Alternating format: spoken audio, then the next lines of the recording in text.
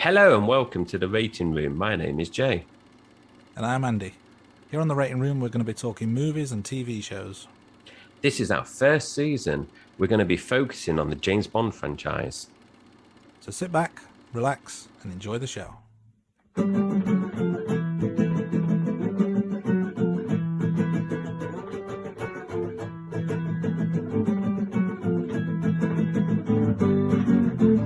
Rating Room. The Rating Room.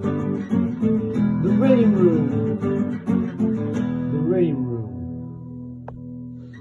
This is our second episode, and we are continuing with the James Bond movie franchise. So as we said before, we are rewatching these movies in order. We're going to rate and rank each movie during these podcasts. This is episode 2 from Russia with Love. Thanks, Jay. Hello, everyone. So kicking off last week was Dr. No, and in week 2 we're continuing from Dr. No, and the story picks up where Dr. No left off about 6 months later. So in Dr. No, there was the death of the agent in Jamaica, and the organisation Spectre was introduced. What we find in From Russia with Love is Spectre are wanting to lure Bond into a trap to get revenge for what happened in Dr. No. And as part of that, they've assigned Donald Grant, also known as Red, who is an assassin, to kill Bond, with a bit of help from a chess grandmaster called Kronstein. And there's some of the villains, including Number One, who will become more infamous as the series goes on. And the plan involves luring Bond with some decoding software from the Soviets called a lecter. So the idea is that Bond and the British government are going to be so intrigued by this lecter that they will, even if they know it's a plan, they're still going to go along with it. Lecter dangled in front of him as bait in order to get revenge for what happened in Dr. No with the death of their agent in Jamaica. So the story continues from there. Let's start with, before we watch the film, what did you remember, Jay, before you rewatched the film recently? Yeah, so like I said during episode 1, I've not watched the old James Bond films for a good 10 years, but I did remember Rosa Klebb. I remember A Deadly Shoe with the old spring knife. But to be honest, I thought she appeared in more than one Bond. I must have seen this film a lot as a kid, to think that she actually appeared in more than the one movie. But I also remembered the gypsy camp, and there being quite a big fight scene. I couldn't recall that they were fighting the Russians, but I remember there being like a big fight scene with the gypsies. And also Tatiana Romanova. I remember her. It's very hard to figure out, isn't it, Tatiana? How about you, Andy? What did you remember? Yeah, so this is an interesting one because I didn't remember much about what the story involved, but I do remember elements from the film. So I remembered, for example, there was a lot of scenes on the Orient Express. And I also remember that the film ended in Venice with Bond and a Bond girl to be determined, because I wasn't sure who it was at that time, kind of finishing the film much in the same way that Dr. No ended, with Bond getting a little bit friendly with his newfound love on the boat. This time I remember it being Venice. I also remember, from a gadget perspective, I do remember that Attache briefcase with the hidden knives and the gold sovereigns. But in terms of the actual story, I couldn't remember much, so it was quite intriguing to see what the film was all about and how much came back to my memory as I watched it. Yeah, I mean, going back to, when you summarize the plot, what did you think about the plot? Because it's quite a long-winded way of getting revenge from Spectre to James Bond in terms of enticing him with the Lecter decoding device, and, getting him all the way over to Turkey, Istanbul. I'm sure, and then obviously dangling a good-looking Russian blonde as well. What did you reckon about that in terms of the actual plot? So the plot itself, I think, works as a standalone film, but in terms of the reasons, so obviously the way Dr. No transpired with him killing him kind of makes sense that they would want revenge, but just send someone to kill him. Like, if that's the only plot point, is we need to kill James Bond, it is a very elaborate plan for just that purpose. But in terms of the bigger picture and Spectre as a global organization, it kind of makes sense. Although to be honest, in this film there was no real mention of that. It was just purely, we need James Bond and we need him dead. It's kind of the theme throughout. Yeah, and you just mentioned about elaborate plan. Obviously, in the first episode, we discussed the elaborate plan with the spider, where they sent the spider into Bond's hotel room to kill him instead of just going out and killing him. And same with the introduction of the Doctor No one, you know, with the long introduction with the three blind men. It must be the writers obviously elaborate plans in terms of the Bond series. So, like we said in the first episode, what we're going to do is summarize the villains, the Bond girls. We're going to talk about the theme songs, the opening credits, body counts, etc. for each of the films in the Bond series. So, in From Russia With Love, we've got three main villains. You could argue Constantine's also in there as well. So we've got Ernest Stavro Blofeld, Colonel Rosa Klebb, and then Donald Red Grant. Andy, what about the Bond girls? What have we got here? So making her second appearance was Sylvia Trench, who seems to be a kind of on and off girlfriend of Bond. So she makes an appearance in this film after also being in Doctor No. We have, I guess, the main focal point of the film, which is Tatiana Romanova, who, as we will discover, is a Russian agent who wants to transfer over to Britain, or at least that's what it seems. But then also there's, in much shorter part, there's a couple of gypsy girls, Zora and Vida, who take part in a scene later on at the gypsy camp where they're fighting each other, and towards the end they are not so much enemies anymore, and in fact lovers of Bond. But that's getting too far ahead. So we've got kind of four main girls, three new characters, and the reintroduction of Sylvia. It's interesting you just mentioned about Sylvia Trench there being kind of like James Bond's girlfriend. It actually was intended to be, Sylvia Trench was actually intended to be James Bond's girlfriend in the series, but they dropped that after 2 movies. I mean, my thoughts on that is I don't think it would really work with Bond having a girlfriend, especially with how active he gets on his missions. I don't think that would portray him in a good light with the audience. I think it was a good decision to drop that, you know, the girlfriend storyline from the actual movies.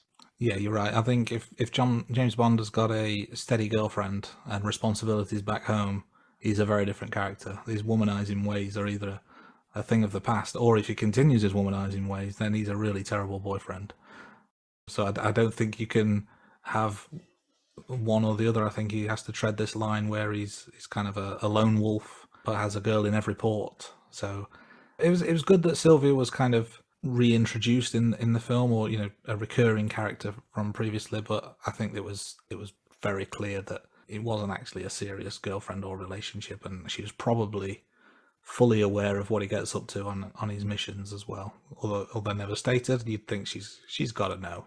Right, shall we get into a bit more details about the film itself? So, as with all Bond films, theme song is a massive part of the whole experience. So, with From Russia With Love is the song From Russia With Love, which was sung by Matt Monro, which you can hear throughout the film and also over the end credits. I think what's interesting for me, and I noticed this as I was watching it back for the first time, is I assumed that the opening theme would be the Bond song as sung by Matt Monro, but actually it's the instrumental version that's used over the opening credits, which I wasn't aware of, and it kind of took me a little bit by surprise.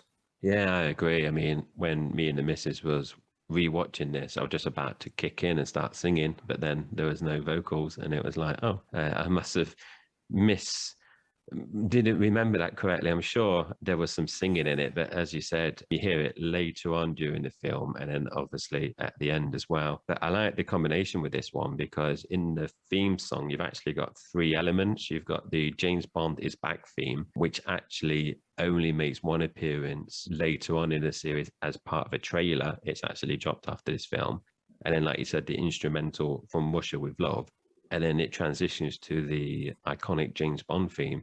So you kind of get 3 sections within that opening theme song. So I did like that, actually. And because, you know, in terms of the opening credits as well with the music, we've also got the introduction of the woman dancing, which, you know, as we said in the first episode of Doctor No, it was lots of bright shapes, some silhouettes of women. But in this one, you started to get introduction of the iconic sexy ladies, don't you? Would you call that belly dancing or something, in terms of, I don't know what the actual dance routine is called, but this is the introduction of it, which is obviously, everyone knows that you get these elaborate exciting opening credits with the James Bond movies, don't you? Yeah, and I think the belly dancing was a bit of a homage to the later Gypsy scene where you've got the belly dancer in the fight, so it kind of plays in quite nicely with that. But you're right in terms of just the overall feel.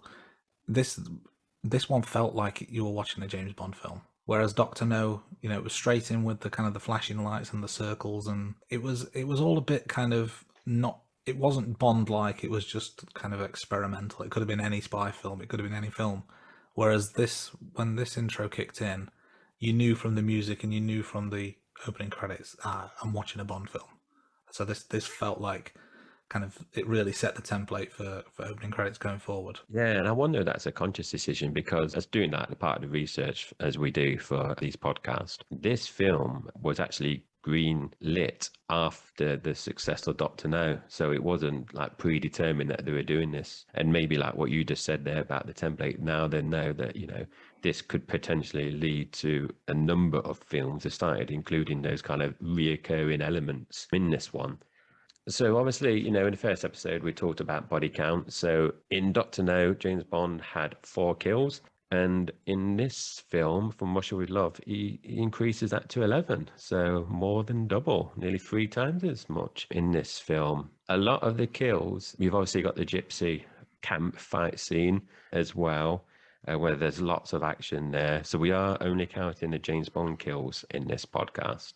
Andy, what kind of gadgets did Bond have in this one? Because obviously in the first one, he had the old Geiger counter, didn't he? It wasn't really introduced there in terms of the gadgets. What about From Russia with Love? Yeah, so in Doctor No, when he had the Geiger counter, that felt like he was given some work equipment as opposed to gadgets. That was just kind of, it could have been any civil service job where he needs some equipment to go out in the field. Whereas this one, he means business with the gadgets he's been given. So Q comes in at one point in the film with the attaché briefcase, which on the surface just looks like any other briefcase, so nothing special, but what is contained within is what makes it really special. So there's the rounds of ammo, there's the gold coins hidden away in the straps on the inside. There's a magnetic tear gas canister, which if someone attempted to open the briefcase in the incorrect way would be set off in their face. There's a throwing knife hidden in the side. There is a fold-away AL-7 rifle. There's a bug detector. It's a pretty impressive piece of kit, and it is just a briefcase which contains all that. So like I said, on the surface, doesn't look a lot, and I think that's the beauty of the gadgets, is that they could just be everyday household items, but in the hands of James Bond, they are weapons. And there's probably room for his lunch as well in there. So it was well thought of by Q, and he obviously utilised all of those during the film. Yes, absolutely. I couldn't remember the rifle before I watched the film, but also it's quite impressive the way it folds away together and kind of fits, and then is still, a pretty decent rifle with scope as well, all folded away neatly into this tiny little briefcase. Good stuff. From a gadget perspective. In terms of things that are notoriously James Bond, every film he says the line "Bond, James Bond." Only he didn't in this film. I was looking out for it to see at what point he would say it. He does introduce himself as James Bond at the 28-minute mark, but there's no mention of the Bond, James Bond line, which it just becomes a staple of the Bond series. So I was a little bit surprised not to hear that at any point. Yeah, we kind of teased that during the first episode, where we were saying, it's in all the films, and well, actually there are, I don't want to say how many films there are, but it's not in every film. So yeah, it was. And because, in terms of how we're doing this, listeners, we're making notes as we've got some set criteria, and then we kind of mark these down. So for this one, time it takes for Bond to say the iconic Bond, James Bond bit, we're just kind of waiting throughout the film, aren't we, to see. And then when he said just James Bond at 28 minutes, it's like, oh, is he going to say it again? So in terms of the favourite scene, Andy, we're going to talk about the favourite scene for each of the James Bond movies. I was torn with this one because there were 2 scenes that I really liked.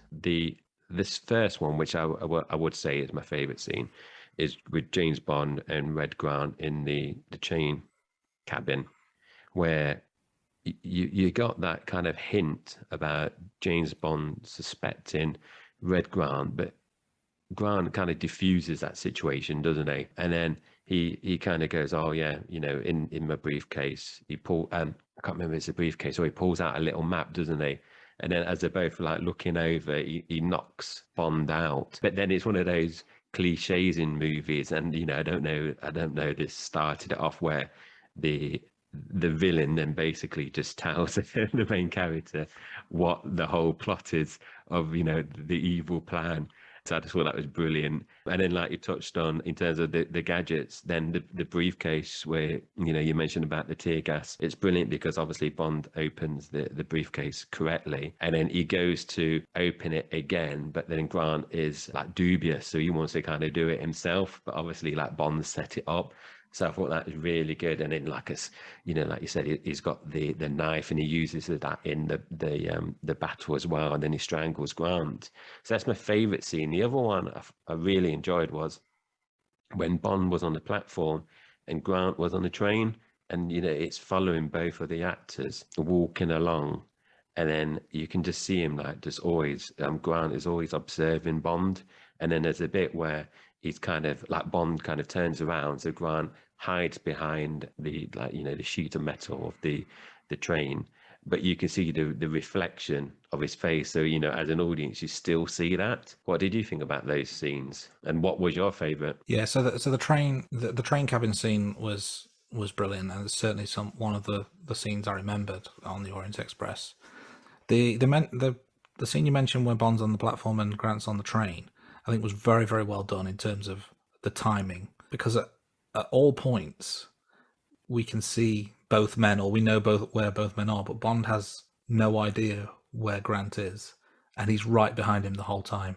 And without kind of dumbing it down, it reminds me of if you're at Panto and the villain's on stage and you shout, "He's behind you," and you just kind of want to shout to Bond, "He's behind you." And if he just turned around, he would have seen him, but at no point was there a need to turn around, and the way it just kind of flowed, I think, was really, really, really well done.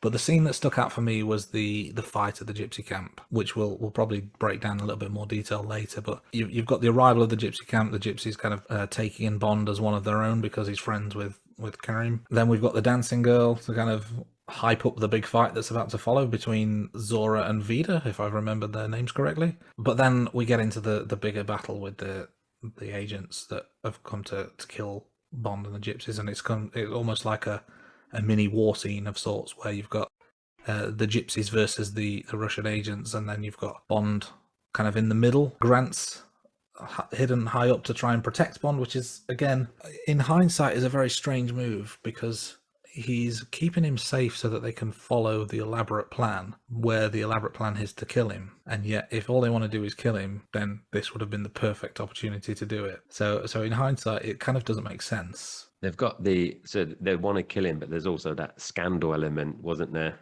as well? Yeah. I think it was like the sex scandal, with the recording behind the mirror as well, with the Russian Tatiana. Yeah, so I think that's it true. was like twofold, wasn't it? So I think, but it was like you said. I think that was good, where he's kind of like Bond's guardian angel, isn't he?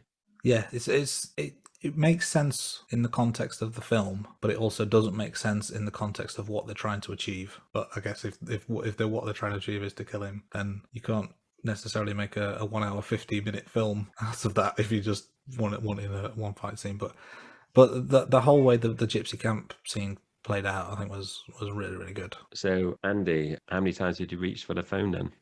0. Again, the same with Dr. No. I was really engrossed in this film, so no need to look away at any point. How about yourself? Yeah, I was the same. Yeah, I was the same. Didn't reach for my phone once. Obviously, in Dr. No, I reached for it once, but I didn't count it because I was YouTubing the decontamination scene. So yeah, 0 again. So listeners will know we're rating these films out of 10. I rated Dr. No a 7 out of 10, and Andy was a 6 out of 10. So from Russia With Love, I do think it was a better film than Dr. No, and I've done 8 out of 10. What about you, Andy?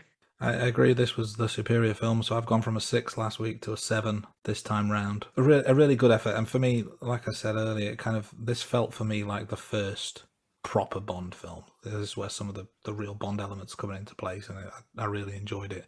I'm saving some of the higher marks just in, as we get further into the series, because we might hit the heights of 8s, 9s, and 10s. But I think 7 for my scale is a good score. Yeah, I mean, I know we touched on it where I said I'm not leaving myself much room, and I know we're going to score this on the re-watching of the movies. So I'm not thinking ahead, thinking, oh, I got a 9 or a 10 coming, or a 7.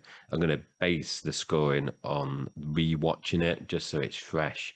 So I'm not giving myself much room. But I do think that the older films are going to score highly for me. So I think I don't want to, we're watching this each week. I think if you plot it on the chart, I think my trend will peak and then possibly decline. Whereas I think yours is the opposite, is my prediction. And obviously, listeners can keep tuning in each week and see how that actually goes, if that does play out. One of the other features that we're doing is the wife verdict. So when I watched this with the missus, again, some of the comments she said was the fight scene not drawn out again, like she said in the Dr. No episode. Again, she said, this does feel like a spy film. It's not action driven, which I think is true for a lot of the later films.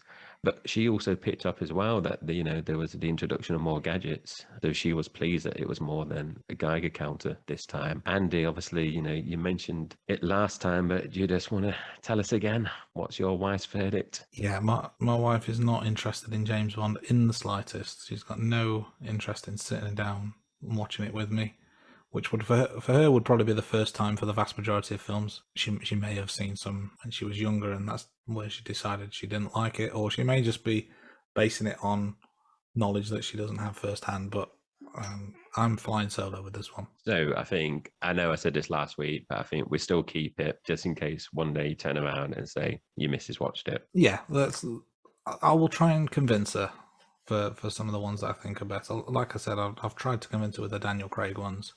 It didn't work, but I'll try and keep plotting away, see what I can do. So shall we get into the film in a little bit more detail, in terms of the story points and some things we've researched and all the rest of it? We've touched on a number of things from kind of some stats we've compiled together, but let's get into the story, shall we? So this was from 1963, also directed by Terence Young, as was Dr. No.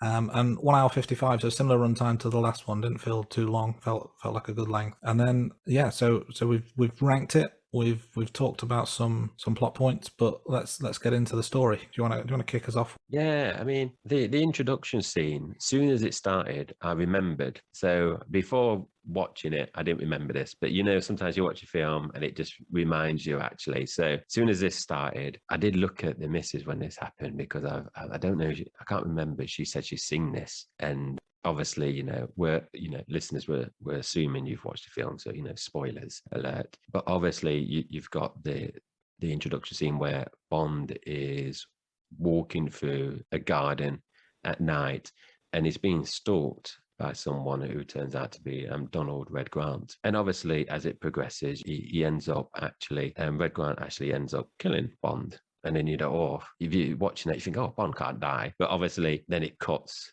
Lights turn on, and then the mask off the corpse, which is fun. I know, obviously, this film is in the 60s, but obviously, when he's walking through the garden, it's obviously Sean Connery.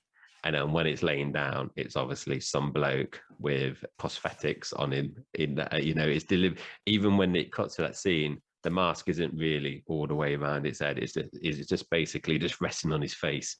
So the bloke comes over, just takes it off of him, and you can just tell, it's obviously in those days. I guess it was a really good mask, but it's really obvious. Did you think that, Andy, in terms of how fake that mask was? Yeah, when he was lying there with the mask kind of half hanging off his face. Do you remember the scene? I do, yeah, same as you. I didn't remember it beforehand, but as soon as he's there in the garden, I think it kind of came to mind straight away. I will give them a pass on the mask scene, though, because I guess you could argue that by the time he's been killed, the mask could have slipped as he was falling. So maybe the movement of him dying in inverted. Did he? I mean, did he actually die, or is he just a random body that they can just kill off? Yeah, it might just be some homeless bloke, although he is wearing tuxedo. But then thinking about it, does he need to wear a James Bond mask? Couldn't he just be employed to kill someone? But then Red Grant is actually tasked to kill him. Does he need? They're taking role play to the next level, aren't they? In terms of actually realism. That is true. That would be like being in a football team and doing training at Wembley Stadium in front of 90,000 people. It's like, you don't need to do that. Just go to the field, take a ball. It's interesting, good scene. And what this does, it then transitions into the opening credit sequence. So I touched on this last week, where with Dr. No, it just went straight into the credits, the flashing lights and the shapes. Whereas my expectation of a Bond film is you have that kind of opening scene that sets the stage for what lies ahead, and then you go into the title sequence with the Bond song and the dancing girls, etc. So for this to happen, this was another thing that made it feel like a proper Bond film to me. You picked that up last week, so that was a good observation. Yeah, from then we go into a chess scene with Kronstein, who's a Spectre agent. It's a very, very elaborate setup. I mean, I'm not a chess fan, but is that normal for chess? In the huge grand ballroom and the chandeliers and the huge chessboard on the wall? Feels very, very grandiose to me. Yeah, I mean, I played chess as a kid, only, with my parents. I played chess with my kids, but I don't know if you've seen The Queen's Gambit on Netflix. It is staged in terms of you're the centerpiece and you've got your audience watching, and then you have the board, so people can actually see what moves people are making. Because if I recall, he's a grandmaster, isn't he? So he's obviously a famous chess player. So that's probably helping pull in the punters as well, in terms of, everyone coming to watch. But no, it's definitely elaborate. But like we said, there's a few things elaborate about these Bond films, isn't there? Yeah, absolutely. And I think what you can tell about this is they've clearly upped the budget from Dr. No, because there's various points throughout the film where I think, yeah, clearly they've got some more money behind it here. But in this particular scene, it just kind of took me out of the moment, because I don't know chess as a game or as a sport that well. So I wasn't sure how famous it would be. It kind of reminded me a little bit of snooker, I suppose, where you've got the spectators around, but actually it's a game that you could easily play without spectators. But I was kind of going off on a little bit of a tangent. But yeah, going back to the scene itself. So Kronstein's there playing chess. The waiter comes over with some water. He's got the paper coaster underneath, which has the Spectre logo and a message saying it's required at once, which I thought was quite a nice touch in terms of getting secret messages to a Spectre agent. And then he just beats him and leaves. 2 moves. So I think one question you raised is he just playing around, or was he always going to win like that? I guess if he wasn't needed straight away, was he just going to toy with him for a little bit longer? Maybe it's paid on duration of games, so he's dragging it out. Maybe it's not a set fee, so he thinks, I drag this out. And then, he gets the call in from Spectre, and that's it. Like you said, 2 moves and done. But yeah, it does make you wonder whether it's going to finish anyway, or it was just dragging it out, which obviously then kind of transitions to the next bit, doesn't it? Where you've got Spectre agent number 1, Blofeld, but his name isn't actually mentioned, and you don't actually see his face. And you kind of tease this in episode 1, where actually Anthony Dawson, who previously played Professor Dent in Dr. No, is actually playing the body, isn't he, of Blofeld in this film. And then you've also got another actor voicing him. I believe it's someone called Eric Pohlman. But then, interestingly, in the credits, Blofeld is actually just credited with a question mark. So that's interesting. So you basically got, in this one film, 2 different actors playing that role, where neither actor actually ends up playing him in the next films. Yeah, it's interesting that Blofeld is never mentioned by name, but if you've watched the series in the past, it's Blofeld from the fact that he is agent number 1 and he's got the cat, because that's synonymous with Blofeld. But yeah, very interesting that he's never mentioned by name. They're only mentioned by number. Yeah, you're right. I touched on about Anthony Dawson, who was in Dr. No. It's not the first time and not the only one where we have recurring actors and actresses playing different parts, and not only just from a visual perspective, but also from a voice perspective as well. So you mentioned that there's a voiceover here. In the previous film, Dr. No, Honey Rider and Sylvia Trench are voiced over by Nikki Van Zyl, I believe her name is. She is also a name that appears in other Bond films as a voiceover artist as well, so look out for her. And I believe skipping ahead, and I've not wrote this down in the notes because it was kind of a last minute find, but I believe one of the gypsy girls, either Zora or Vida, appears in a future Bond film in a different guise as well. So that's a little bit of a teaser for a future episode, and I will dig out that fact for that episode as we get to it. But yeah, look out for that name I want to say Thunderball. I could be wrong, but it's certainly another one of the Connery films she appears. Okay, yeah, looking forward to that. Was there anything else, Andy, on that scene that we picked out? One very quick observation was I thought the cat was quite scared. Didn't really look comfortable to be there in that film. We move on to Grant outside in the sunshine. A lady comes over to give him a massage.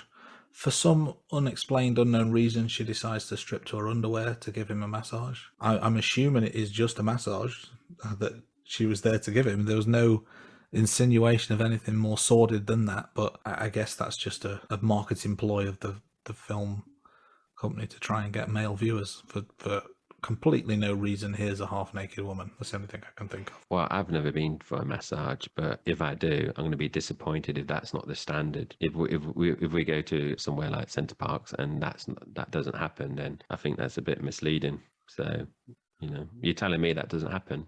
Have you had a massage?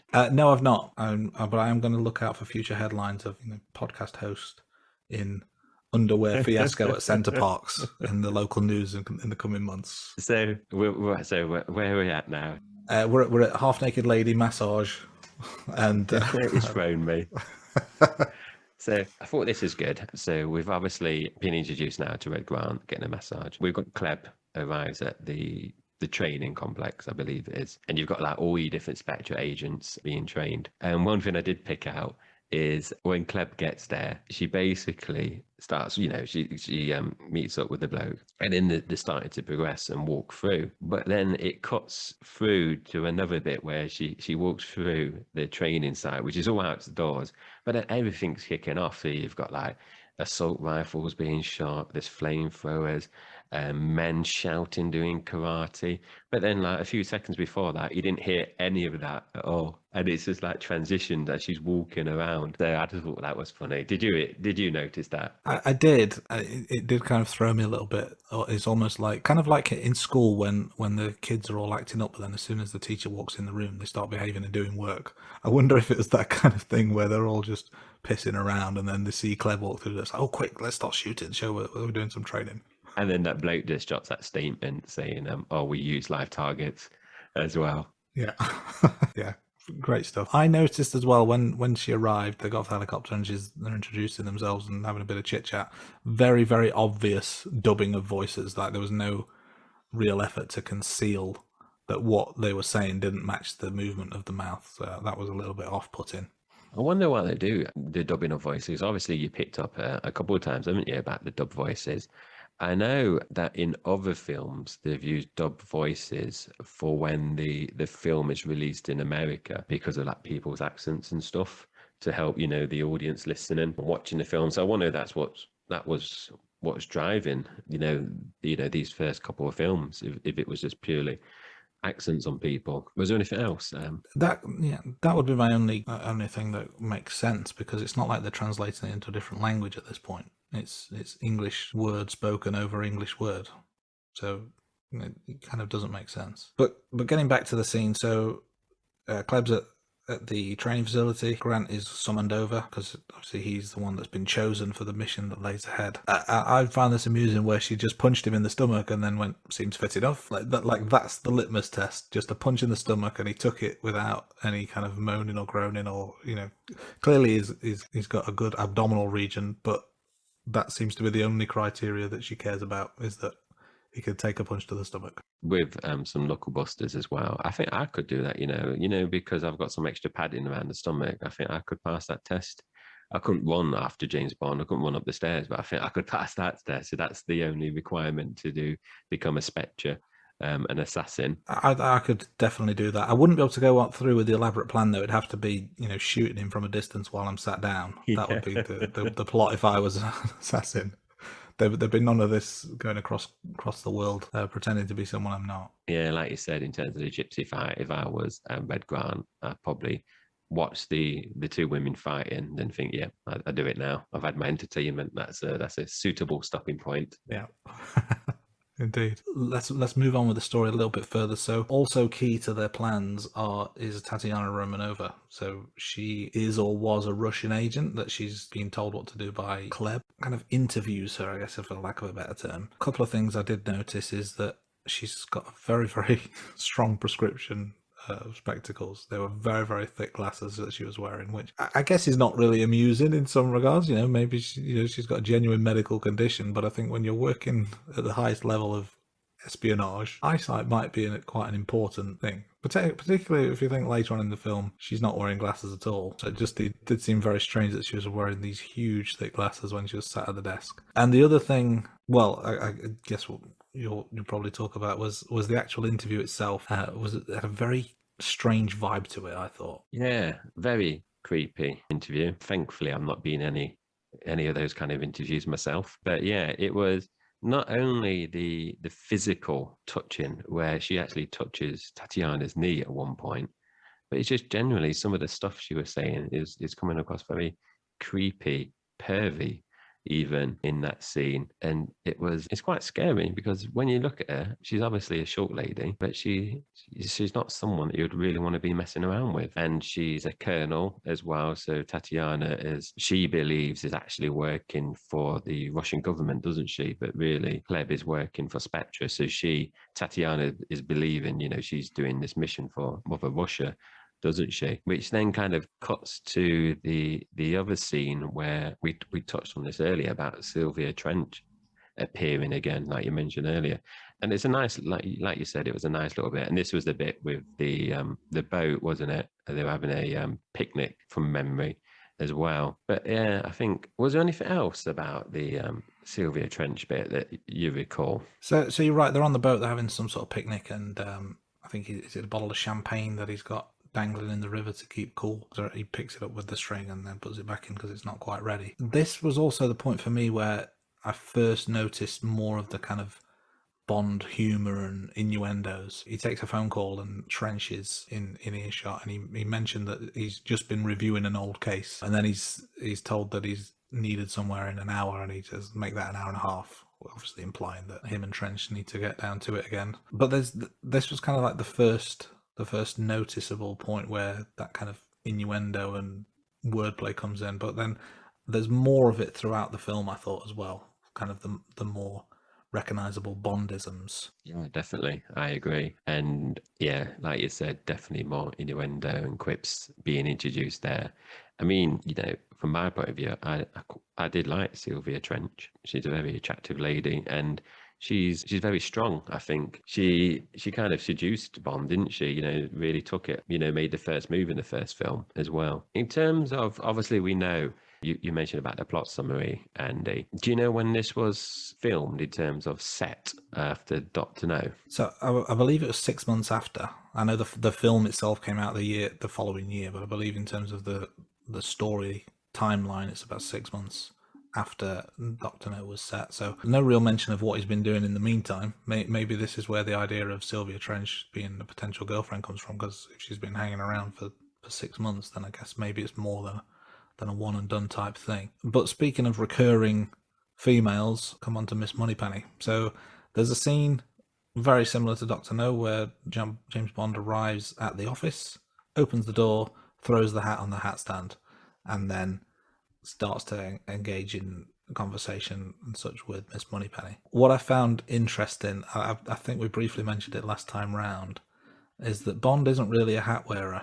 in much of the films, but again, he's there. The first thing he does is throw the hat on the hat stand, and it's not until about 57 minutes into the film, where he's on the boat with Tatiana later on, where you actually see him wearing a hat, which I found quite interesting. I had to make a note of that just because I found it fascinating that there's this constant hat throwing and yet a complete lack of hat wearing. So is he just carrying around a hat as well as all his other equipment unnecessarily? Definitely. And actually reminded me that in Dr. No, I made a comment about tracking the hat wearing. So it's something, we said, so he's worn a hat in the first two films, mentioned in the first episode. Obviously, yeah, you said about Miss Moneypenny throwing a hat. And then we've actually got the introduction of Q. So we mentioned in the first episode, he isn't explicitly in the film. It was Major Boothroyd from memory, but he's actually referred to as the equipment officer. So this is Desmond Llewellyn coming in. So that's a nice little thing. And obviously he appears in a number of films, quite a lot of films, like you touched on earlier about reoccurring characters and actors. So that was good. And this is obviously, linked into the gadgets as well.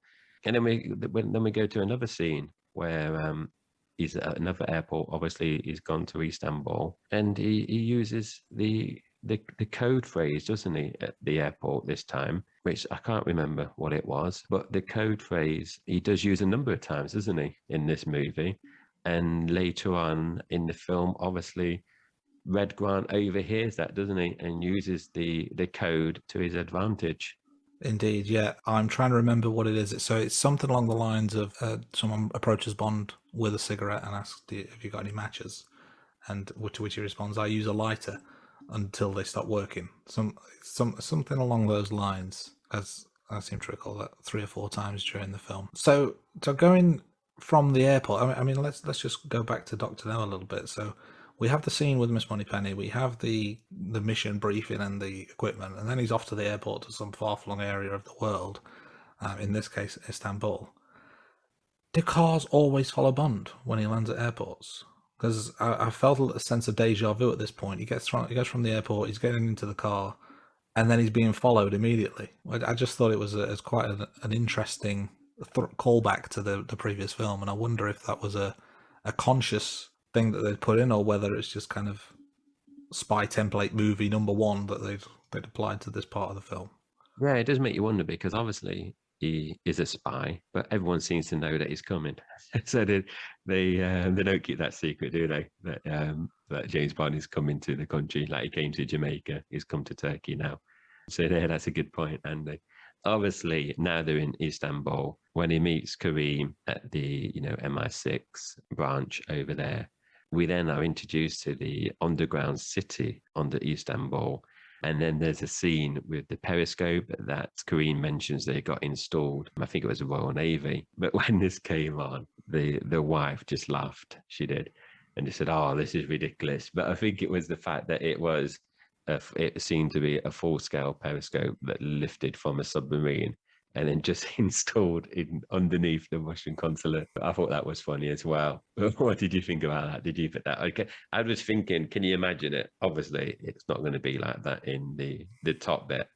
But how discreet would it have to be for when it actually gets to ground level? Is it just like a miniature camera? But then underneath, you just got the massive periscope. Above it, you just got a little teeny bit. I just wondered what the logistics was at the top bit. Yeah, it does seem very odd to have an underground periscope in any city. I got to thinking, if you didn't want to just look at someone from ground level, say you wanted to look at someone like roof level, would you need like a 300-foot periscope shooting out of the ground as like an extra lamppost or something? Yeah, very, very bizarre, and felt a little bit out of place compared to the rest of the film. Yeah, and another thing that we noticed as well was big mobile phones in those days. To be honest, this was done in 1963. I think we said earlier. I didn't realize mobile phones was a thing then, so I need to do a bit of research on that, because unless they just basically, because it was a spy film, they made mobile phones. But do you remember it was a big mobile phone that we had in this movie as well? Yeah, I wonder if it was some sort of like radio device as opposed to like a walkie-talkie type thing, but just shaped like one of those huge 80s mobile phones. It looked really, really strange. Probably even bigger than what the kind of the brick phones that you got in the 80s. It seemed like bigger than the guy's head. Yeah, when that happened, and if anyone's listening outside of England, they probably won't get this reference, but I'm half expecting Dom Jolly to appear, with his big mobile phone within, I think it's a Nokia theme, isn't it? Just making an appearance. It is, yeah. Bond. Hello, I'm in a Bond film. That's rubbish. But then Bond and Kareem then travelled to the gypsy site. But the obviously, Kareem is talking to the gypsy leader, and he talks through that, there's a conflict between these two women. They both love the same man. But then it cuts to them actually fighting, and you just see that bond. He's just loving it, isn't he? He's just loving the women fighting in this scene, which Yeah. you can't really complain as a bloke.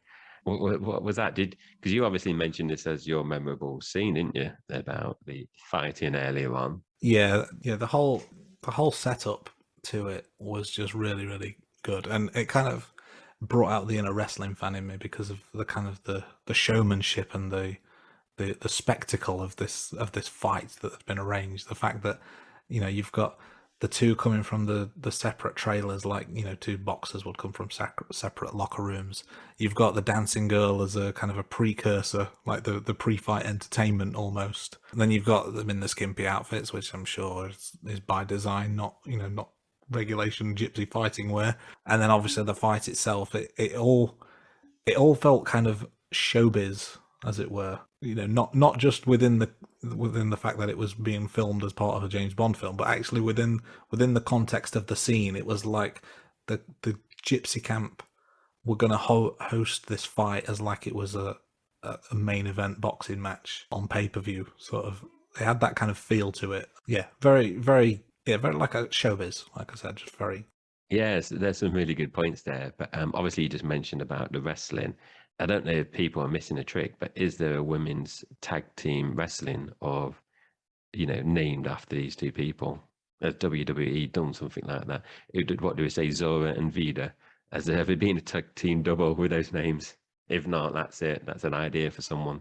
I can't think of one, but yeah, now if someone out there's listening who works in a wrestling company and you need some tag team ideas, Zora and Vida, the Gypsy Bond girls. Obviously, you have to make it a more up-to-date version because 1963 was a different time. But yeah, we'll take a shout out if that ever happens. Credit to Jay and Andy. Or maybe but then maybe I could see a fault with that. They'll just be fighting each other. It will happen eventually. But like any good tag team, they start off as best of friends, and then one will turn on the other and turn into a bitter rivalry. So maybe as a Bond spin-off within the wrestling world, we could find a very niche audience to watch something like that. Speaking of wrestling, the word fake comes up in my next point. So as we go through the scene, the Russian agents attack, so it's now become full-on warfare between the gypsies and the agents, and Kareem gets shot in the arm. This took me out of the moment a little bit because he gets shot in the right arm, which is the hand he's holding his gun in, but he's clearly already got something bloody in his left hand, which he then just rubs onto his arm at the point where he's been shot. So there's no effort to make it look like a gunshot wound. It's simply he's just rubbed some fake blood on his arm at the point where the gunshot sound is made. Very, very obviously fake to me, that was. Yeah, that was a good spot. I noticed it in terms of the rubbing of the hand on it. And obviously in the first episode we picked up on the fake blood in terms of how bright it was, but I can't remember if this was really bright fake blood or it was just the process that he basically got it, on his arm in terms of some kind of bag or capsule or something like that he used. But yeah, no, that's a good pick. Yeah, it was more the process. I didn't notice bright red, just that it was all over his thumb. Maybe they had some feedback after Dr. No in terms of the brightness of blood and use a better mix in this one. And then that obviously transitioned to another scene which is memorable. And like we touched on earlier with like the introduction scene where it started, and soon as it started, I thought, oh yeah, this is the bit with the building. And thinking, oh, this is where it climbs out of a window, and I know it's part of the painting of the woman, but I couldn't remember exactly where he climbed out. But I just think that scene's brilliant because obviously, Cream wants to do it, and Bond says no, I'd shoot the gun, but he ends up then actually using Bond's shoulder from memory, doesn't he, to do the assassination. But I think that was brilliant because it was just building up. But I don't think I don't know whether that's been replicated again. But I just think it was brilliant, with a woman's face on the side of the building. I thought that was really well done. I don't know what you thought of that. Yeah, so Kareem insisted that he'd be the one to pull the trigger, so they have a bit of back and forth, and then, like you said, he leans the gun on Bond's shoulder, because at this point his arm's in a sling from the gunshot wound, which is why Bond was going to make the kill in the first place. But yeah, the billboard scene, like you, as soon as it came on, like, of course I remember this now, so it triggered that memory. But again, another kind of Bond quip after the guy climbs out and then Kareem shoots him. He just simply says, "She should have kept her mouth shut." Just another one of those classic Bond one-liners. Yeah, and when we think about this, we're both, middle-aged, as I mentioned in Doctor No. But, we still remember these all these years later. Like, I must have watched this as a kid. I don't know how old I was, but those kind of things just kind of stick in there. And, I've obviously watched the films when I was growing up. And like I said earlier, I've not watched these Bond films for a good 10 years. But there's just memorable scenes that just stay with you. But then when you think about it, they stay with you. But these are like the first two films in the Bond franchise. So they're really memorable. It's not like they're being diluted by, the other films that have come along. These ones really stick out. So, just a couple of other points. He's obviously a spy. So, he's healthy. He had a nice healthy breakfast of green figs, coffee and yogurt. Not my kind of breakfast, I must admit. But then another thing I did. It doesn't sound very spy-esque. No, but, obviously at Dr. No, he had his spa retreat, didn't he, when he went to Dr. No's lair with the old slippers and gown and everything. So he's just keeping that up. That's the kind of food I bet you get in a spa retreat. But another thing I picked up was when he was in his room, he then obviously was planning to have a shower after, his little assassination trip with Kareem. So he decided to want to shower. But he obviously hears something, doesn't he, in his room. And he comes out and finds Romanova in his bed. But because I'm really tight and, I make sure that water's not running and the heaters aren't on too much, I was just thinking, you've got this lovely blonde in your bed. But the thing that was going through my head was he's left the shower running. I know he's not staying in his own room, so he's not paying for that. But that's where I was thinking, all that water being wasted. I don't know if you picked up on that or you were just watching, Tatiana in the bed.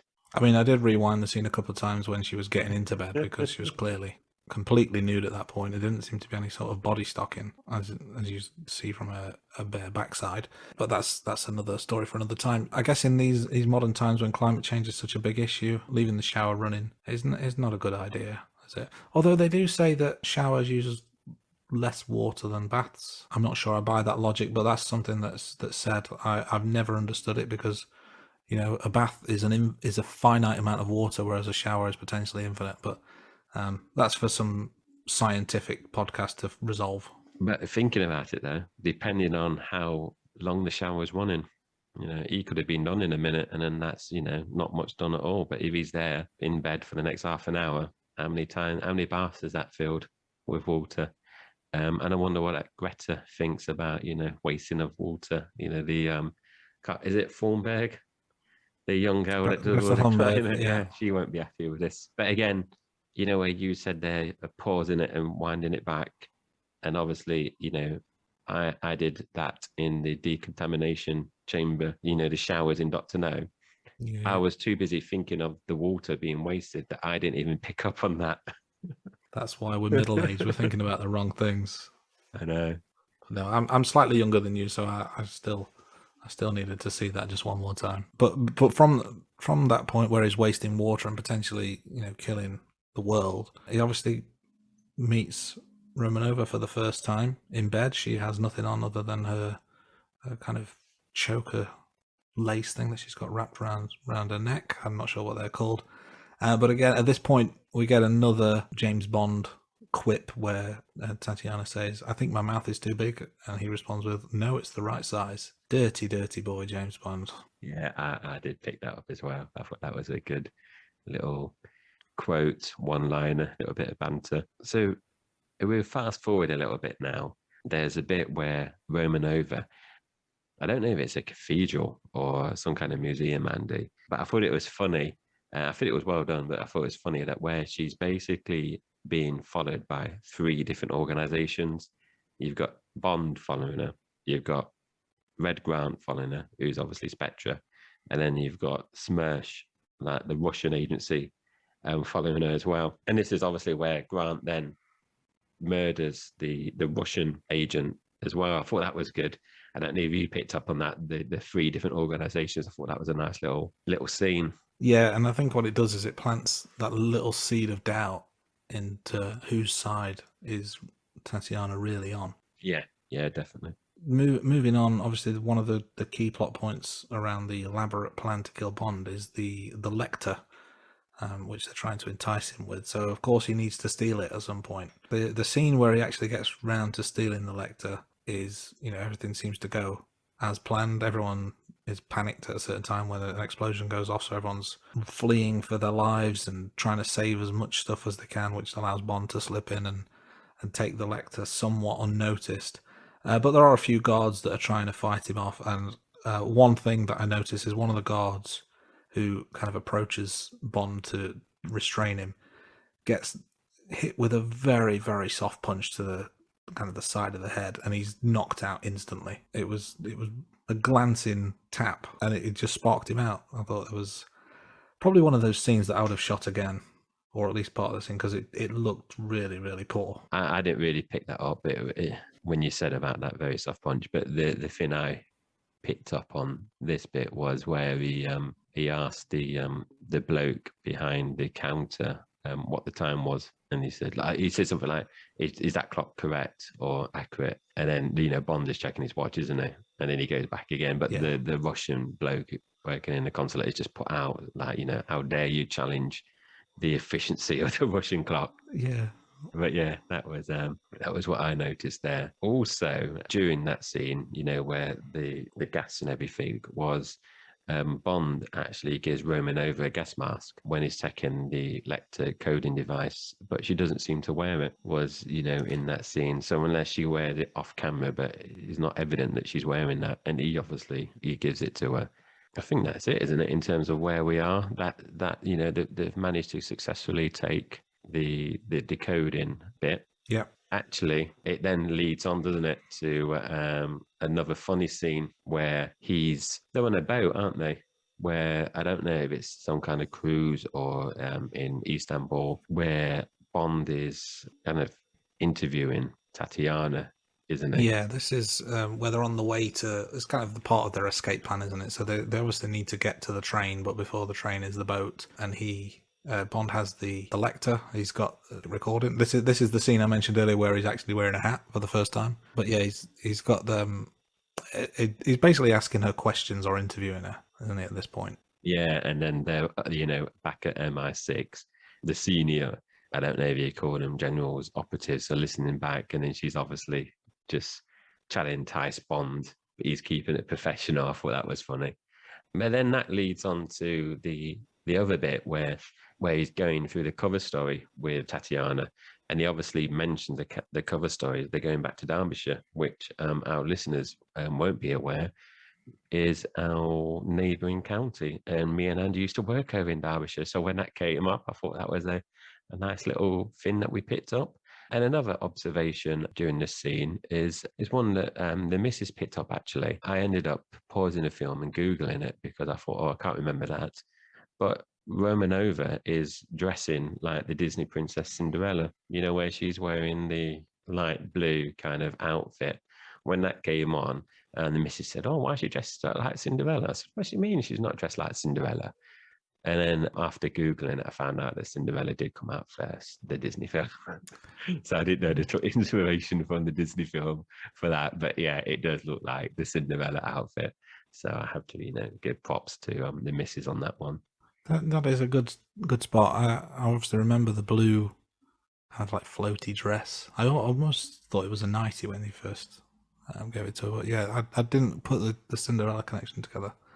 That is an interesting one. At this point, we're on the Orient Express, and Romanova and Bond are Mr. and Mrs. Somerset, according to their fake passports. And it seems at one point that Romanova starts to proclaim her love for Bond. I think this is at the point where he's starting to kind of question where her loyalties lie. knowing full well that this has been a trap all along. I think there was no question in his mind that it was a trap. I think he actually alludes to it in the earlier scene with M, where he says, "We know it's a trap, but it's worth going after the Lecter." But this for me was kind of twofold. One is she's only known him for a few days and she's already in love with him, which is a bit of a far-fetched idea anyway, unless the great James Bond is as great as people say he is. But also for me, it kind of put into my mind a bit of doubt in terms of what side she really is on, because is she still working as an agent, or is she actually realizing that the grass is greener on the other side and she wants to be with Bond? I thought it was quite an interesting point of the film for that to happen. Yeah, and she's obviously, like you said, kind of coming around. Yeah, I don't know if it's just purely that she's been seduced by Bond or not, but yeah, her allegiance is definitely shifting there, isn't it? And it seems like generally she's happy to be escaping via the Orient Express. Yeah. As well as Bond and Tatiana, we've got Kareem on the Orient Express with them, and he's helping them with their escape, and they realize there's a rogue agent on there who needs to be dealt with. And there's a funny moment where they find the agent, they go into his cabin and basically gag and tie him so that he can't escape, and Bond goes back to Tatiana and leaves Kareem to kind of keep him entertained, and Kareem just turns to him as he's sat there bound and gagged, says, "I've had a particularly fascinating life. Would you like to hear about it?" And the reply is kind of because he's gagged, and Kareem eyes light up. "You would," and then the implication is that he's going to just sit there talking to him for hours on end. But I thought that was just a nice amusing scene of we've got you exactly where you want you now. You can sit and listen to my tall tales for the next few hours. Yeah, that was funny. I did laugh at that when that came on. We're seeing a bit more of Red Grant, who's obviously played by Robert Shaw. Talking about the actor there, I think he plays a really good villain in this film. And if I recall, at the beginning of the film, I believe it's announced that he's Irish in the film.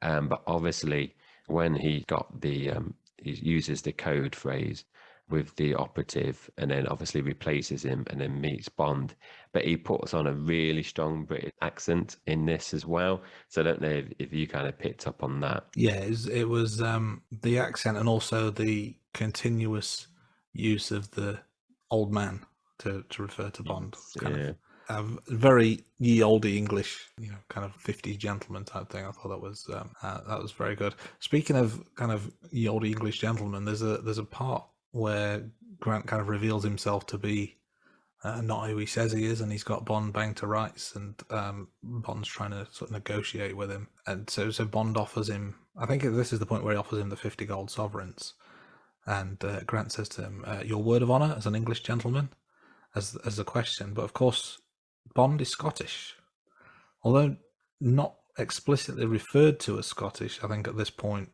in either film, it's widely known that he is Scottish. So I thought it was quite interesting that he would refer to him as an English gentleman when Grant clearly knows who Bond is before they met. So surely he would know that he's Scottish. Good point. But if I'm being honest, I didn't realise he was Scottish. I think, obviously we're watching this in sequence. It does mention in a later film, I don't know if it's a Daniel Craig film, about his family, doesn't it? Because it doesn't really talk about his family much, does it? In the films about James Bond. Not a great deal, no. But there's a bit of a part of our research that we've done from, for these podcasts. I did read that his mother, I believe, is Scottish and his dad is from Switzerland. So he's kind of half and half. But I think we need to explore that, in terms of maybe find out a bit more information in terms of where his birthplace was. Because, he's had, 25 films? But like I say, you don't really know much about James Bond, do you? But like kind of going back a little bit there where we're talking about Red Grant, a good villain. One of the things I did notice, just taking a step back, was the bit where they're having dinner and, Red Grant obviously slips Tatiana some kind of sleeping pills. But then Bond notices that Grant orders red wine with fish. And when I was watching this, I said to the missus, I said, "Wow, that's not right. You don't mix red wine with fish." And then, in those days, especially like, in the 60s, when our parents were well, even our grandparents were around, people really stuck to those kind of rules, didn't they? Where, you don't mix red wine with fish. And he actually says it a bit later on. He says along the lines of red wine with fish. Well, that should have told me something, which I did pick up on that. I mean, I'm not very sophisticated, Andy, as you know. I don't even drink wine. I don't keep to those kind of standards in terms of mixing. But it's just something growing up, your parents say about, different wines for different meals. So I did pick up on that straight away. And I don't know if there's anything you want to say about that. Yeah, kind of etiquette of the old, and obviously much more prevalent back in kind of 50s and 60s, I guess, than it is today. I only picked up on it when kind of Bond repeated it back to him later on, when he says, "Well, I should have told me something. Like you, I'm not a wine drinker, so it wouldn't mean anything to me." I think, the last bit that I want to kind of touch on in that scene, in terms of the bit after the meal where they're actually in the cabin again, it was really obvious stunt doubles. And even the missus picked out on Red Grant that the stunt doubles wig and the hair was a lot longer than what the actor actually had. And I think you picked up, didn't you? And Dr. No actually with the tunnels, the air ducts, the stunt double for Sean Connery. So that was another thing that I picked up there. What other things did you pick up? We're near the end of the film now, aren't we? Yeah, we're getting to the end now. So you're right in terms of the stunt double. I noticed the long hair, and I think probably not much effort to hide faces as well, which kind of takes you out of the moment a little bit. But once they're out, once they've escaped from the Orient Express, they just need to get away. So there's a scene where they're driving through the countryside, and a helicopter comes over with some enemy agents on. So Bond gets out of the car, or the kind of the truck that they're in, tells Tatiana to hide, and then he's running around the mountainside and the hillside, trying to avoid this helicopter that's flying at him from all angles. Then he managed to take cover under a rock, and he's doing his rifle and taking all the pieces out and putting it together, ready to take a shot, just as the helicopter pilot's hovering overhead, ready to throw a grenade. And Bond, with one shot, shoots the pilot from underneath the helicopter through the side window. And it obviously defies physics, but then the helicopter blows up because he's just pulled the pin on the grenade at that point. So it's kind of, everything is ridiculously perfect timing. But the shot, I just kind of like, well, how did he make that shot? Did the bullet bend round the corner? I just thought that was a little bit silly at that point. And then it looks like they're home and dry, everything's good. But then the maid comes into the hotel room when they're in Venice, and of course the maid is Kleb. And she's got the venom knife in her boot, which was used earlier in the Spectre office on the agent playing chess, Kronstein. So it was used in it because there was a mark about, I think he killed him in 12 seconds or whatever it was. But then now Kleb's got this boot ready to kill Bond. But I thought, in terms of spy weaponry, and if you think about all the gadgets that James Bond has in his briefcase, the knife in the boot with the venom laced in, I think was a really good alternative. Yeah, definitely. Because I couldn't really remember the ending of this film.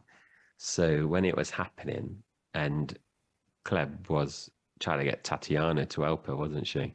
I was then doubting, thinking, oh, is she basically too scared to actually help Bond, just go back to Mother Russia? But I thought, no, that was good, which then obviously brings up the end of the film, doesn't it, really? Well, actually, there's another scene afterwards. Yeah, there's the part of where Kleb and Bond are struggling, and Tatiana's got the gun, and you can see that that kind of choice that she has to make. Who does she shoot? And she kind of goes back and forth, and eventually shoots Kleb and saves Bond. And then they get on the boat, and then that's the end of the film. One thing I looked out for in the credits, and it wasn't in the credits for Dr. No, but it was for this, was the line, James Bond will return in Goldfinger. So obviously they know they're making another film at this point. They even know what it's going to be called. And I think that James Bond will return line in the credits appears in quite a number of films. But it was interesting that this was the first one it appeared in, not Dr. No. And I think that's because, where I mentioned earlier, where this wasn't actually greenlit until Dr. No was a success, whereas obviously they must have obviously, they made a lot of money during Dr. No, and they made a lot of money from Russia with Love as well. So it kind of set up, and like we touched on in the first episode, these first few films came out each year, didn't they? Over, I can't remember how many years you said it was, Andy. They were churning them out over was it 3, 4, 5 years, where there wasn't a delay between them. I think the first 4 were in consecutive years. So we had Doctor No in 62, and then this in 63, and then we get to the next episode where we talk about Goldfinger, which was released in 64, and then they become there's another one in 65, and then they become a little bit less frequent. But at this point in time, they're making money hand over fist, so they're just churning out the films as quickly as they can. That's the main part. Well, that is the film now. So this next section, we kind of pull out some one-liners or quotes. So like we said in the first episode, we're not going to put on any kind of voice. Well, I'm not going to put on any kind of voices. I'm not an actor. So for this one, we've picked out 4 different quotes. So I'll go first, Andy. So this is between Bond and Grant. So, I said this earlier, actually, but it's a bit more expanded on this one. So James Bond goes, "Red wine with fish. Well, that should have told me something." And then Red Grant comes back saying, "You may know the right wines, but you are the one on your knees. How does it feel, old man?" Andy, what about your quote? Yeah, so when Bond is kind of given the mission briefing from M, he hands her the photo of Tatiana, and obviously Bond is absolutely beguiled by her. She's obviously very beautiful. And Bond says, and I think he's saying this in a kind of a looking for a compliment kind of way. I think he knows that he's good looking, and he knows that he's going to make her fall in love with him. But he says to M, "Suppose when we meet in the flesh, I don't come up to her expectations." And M just responds kind of very matter of fact, "Just see that you do." Don't have time, does he, to play around? M doesn't. All business. Yeah, he doesn't want to inflate Bond's ego anymore. You touched on this next quote about, so this is Blofeld, 12 seconds, one day we must invent a faster working venom. That's obviously linked to the poison that they gave to Constantine. And Andy, do you want to finish off? Yeah, there was another quote that I thought was quite amusing, but also a little bit dark in some regards. And this is in the scene where Kareem is kind of relaxing with his newspaper, and his girlfriend, his lover, whoever it may be, is trying to entice him over to the bed, and he eventually gives in. And then just as he does, there's an explosion. Clearly they were trying to kill him at that point. After the explosion, everyone's kind of surveying the scene, and Bond is with Kareem. When he's finding out what's happening, Kareem says, "The girl left in hysterics," and Bond just replies, "Found your technique too violent," which it tickled me a little bit, but also there's a little bit of darkness in there as well. It is, yeah, definitely. So that's kind of like the 4 quotes that we've picked out. So another recurring theme, that section that we do, feature that we do in this podcast, is the differences between the book and the movie. Obviously, we can't do this all the time because not every movie has a book that is based on. So we've picked out 4 differences. There are more, but we've picked out 4. So I'll just cover the first 2. Spectre isn't actually in the book. The organization the MI6 is working against is SMERSH, which is the Russian organization. And another one, which I found a bit surprising actually, was Blofeld wasn't actually in the book. Klebb was assigned this particular scheme by the leaders of SMERSH. Andy, do you want to just go through your couple, or if you have any kind of comments on those?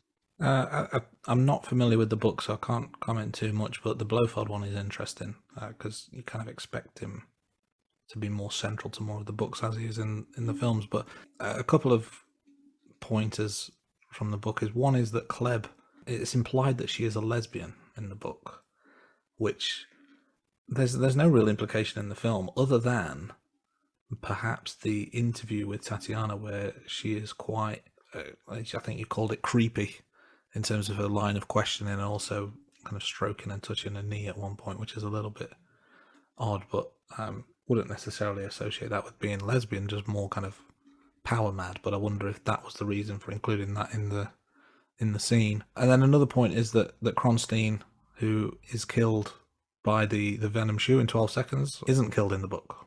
So a little bit of artistic license there. Yeah, thank you, Andy.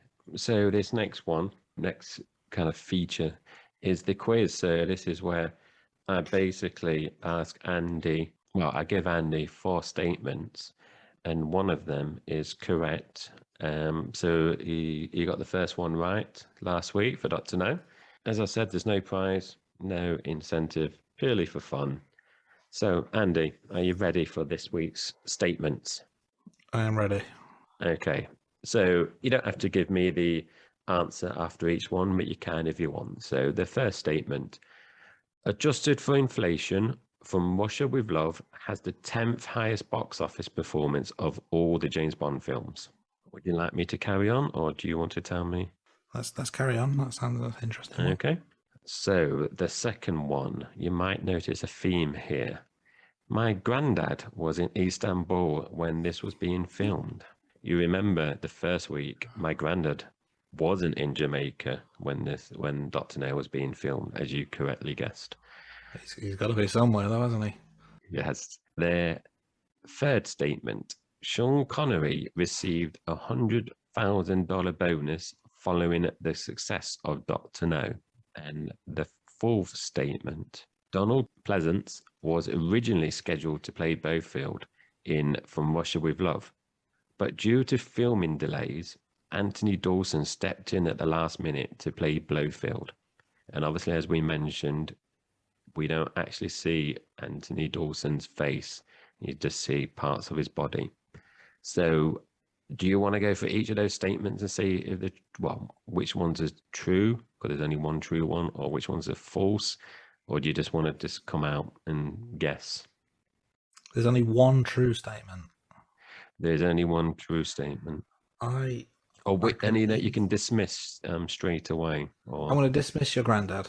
Sorry, granddad, but you are dismissed. That is correct. He wasn't in Istanbul when this was being filmed. I think any of the other three sound plausible. However, when I was doing my research, I did come across one of these points. Okay. And I believe that Sean Connery was paid a salary of $54,000, but he was also paid a bonus of $100,000. So I'm going to go with quote number 3. Oh, well done. Well done. That is 2 for 2, Andy. Well done. I think I'm going to have to make my questions a bit harder. That Donald Pleasant one, I just basically just made that up by trying to make it sound as realistic as I could and link it into Anthony Dawson actually playing that role. Well, if you'd have said that there were 3 true and 1 false, I would have said your granddad's Istanbul was false and the other 3 were true, because I think the other 2 are very believable. Because I think From Russia with Love was quite successful in the box office. I think it was certainly more successful than Dr. No. I don't have the figures top of my head, but certainly seemed like a bigger success. I did look at this. Yeah, so this was before Bond 25 came out. Adjusted for inflation, ranked in terms of all the other 24 movies, From Russia with Love actually has the 5th highest box office when you adjust it for inflation. That's interesting. And I can put the source of that on our website so people can check the accuracy of that. So yeah, well done, Andy. So that's 2 for 2. Like I said, there's no prize. But just know that I am the champion 2 out of 2 times. Indeed. So Andy, do you want to just go through some other kind of stats or information for the listeners that we're going to keep track of? Yeah, so we're going to do our own kind of various rankings later on, but a couple of things in terms of more factual information as opposed to subjective opinions. The runtime's very similar for both films we've watched so far, but From Russia with Love, the slight longer of the film at 1 hour 55 compared with 1 hour 51 of Dr. No. And we alluded to this earlier in the show around the kill count, i.e. how many kills has James Bond himself made, and he went from 4 in Dr. No up to 11 and From Russia with Love, so almost 3 times as many kills in a film that's almost the same length. So that's going to be one to watch out for in future. Some other things we've ranked, more opinion based. So we're going to talk about things like the Bond girls, the theme song, the credits, villains, etc. Jay, do you want to start us off with what does your up-to-date Bond girl ranking look like?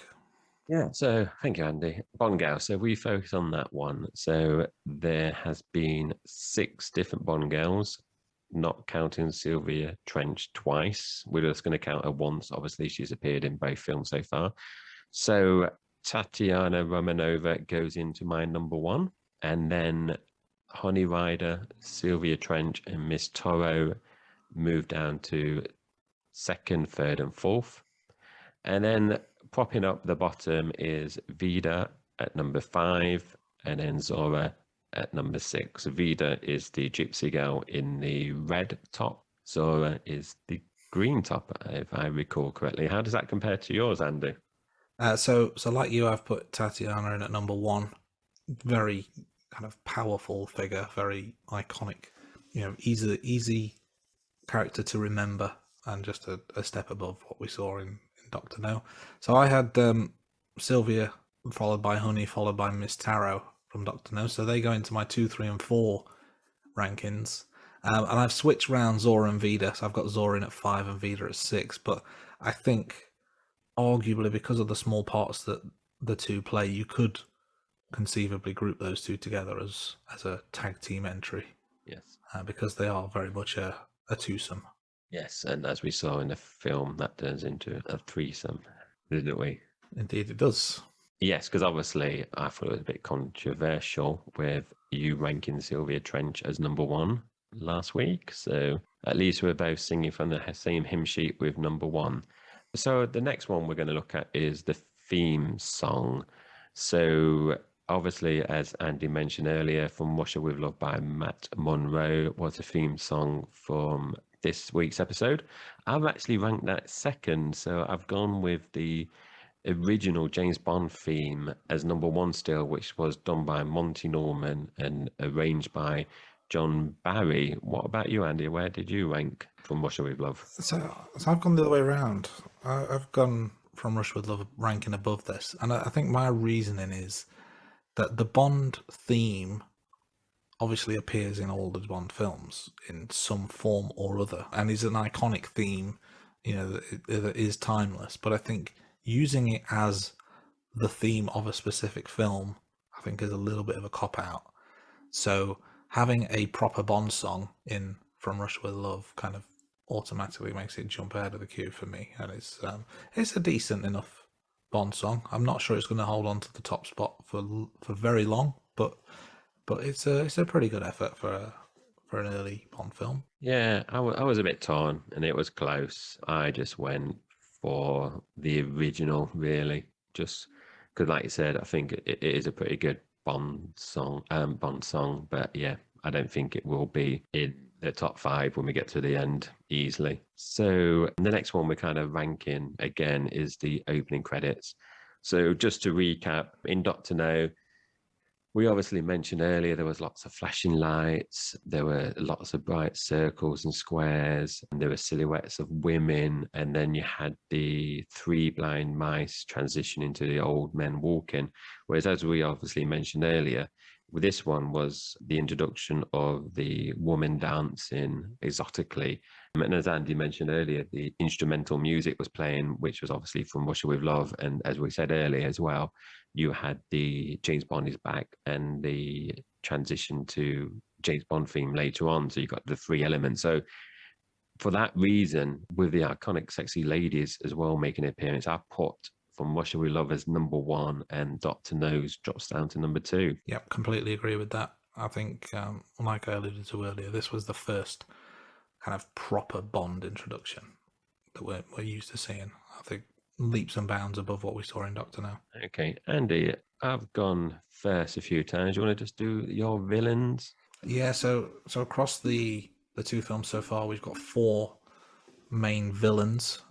In terms of an order of ranking, I've gone with Red Grant at number 1, ahead of Blofeld at number 2. And then I've got Dr. No in at 3, followed by Rosa Klebb in 4.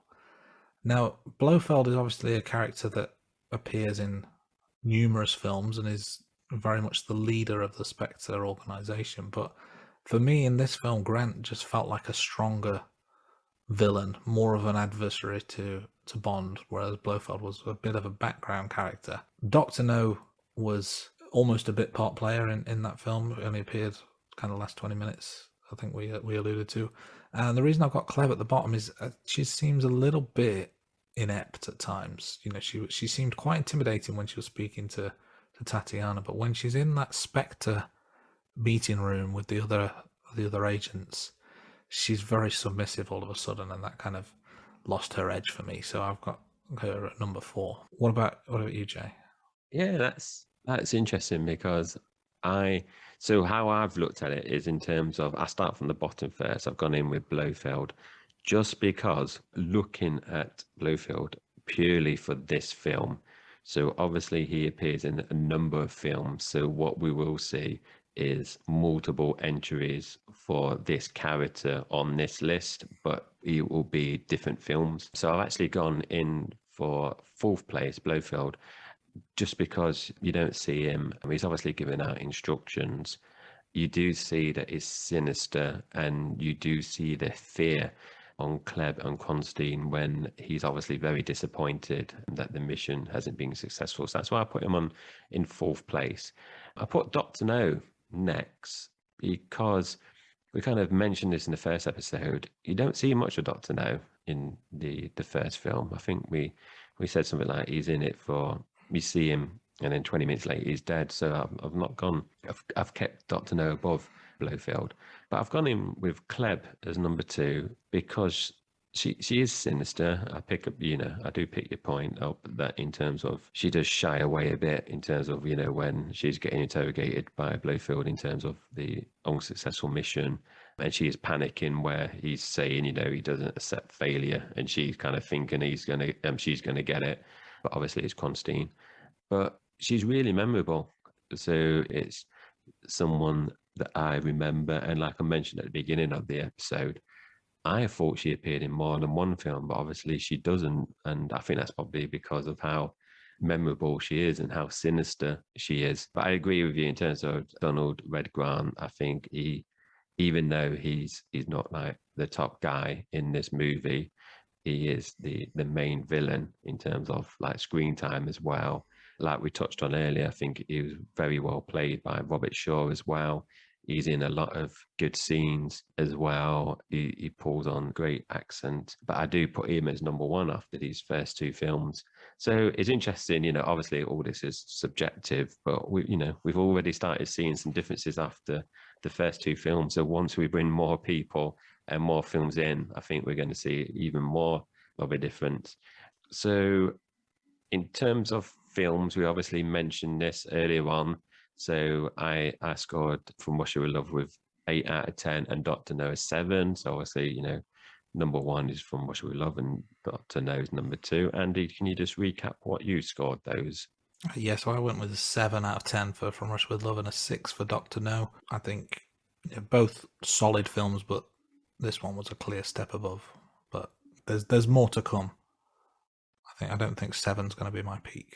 Spoiler alert. And as we mentioned, the first episode, what we're going to do is obviously we're ranking the films, but we're also ranking the films that appear in each of the actors. So, for example, the ranking of the Sean Connery films, then we're going to rank the Roger Moore films. Obviously, we've only seen Sean Connery, so we both have said From Russia with Love is the number 1 film and Dr. No is number 2. And as we mentioned, we're going to rank the James Bond actors. So, Andy, it's very clear at the moment. We've only had one James Bond actor.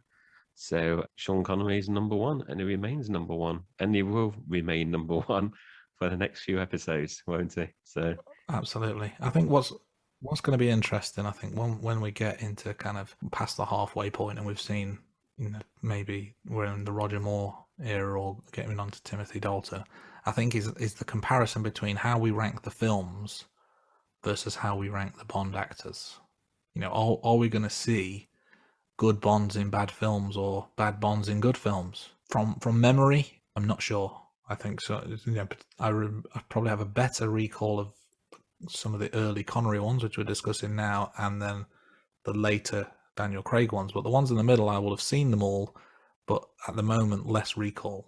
So it'd be interesting to see how we rank the acting performances against the actual overall films that they star in. Yeah, I definitely agree, because obviously, like you, I've seen 24 Bond films. I know you've seen the latest one. I've not seen that. You need to see it. so good. Yeah, but I'm not, I don't want to give spoilers away. We're covering each film each week on the episode, but I'm not going to name the actors, but there is definitely some bad Bond actors, but if it in good films, but also vice versa, where there's been good James Bond actors in, I think, terrible films.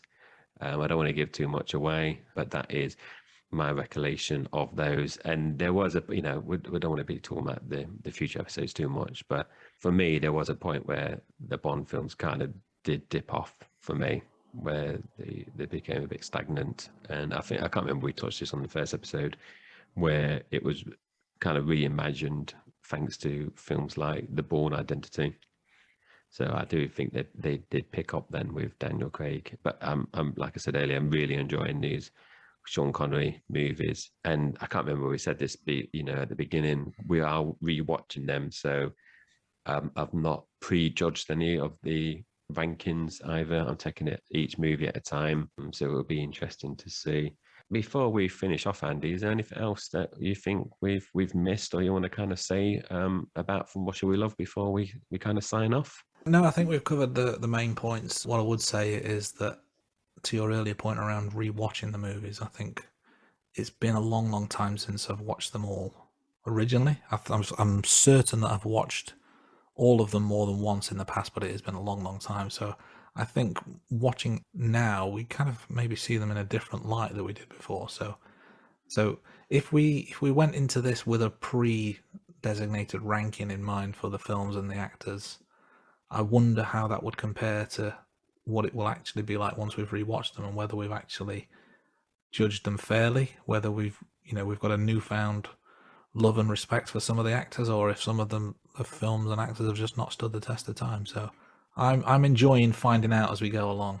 Yeah, and I wonder if it's worth, not for sharing with listeners and each other, but I wonder if it's worth actually making not a list of films, because I think 25 is hard to rank from memory, but actors. Why don't we rank the actors where we think they will rank, but keep it to ourselves, and then after we finish podcast episode number 25, reveal that and see how different the actual rankings were. What do you reckon?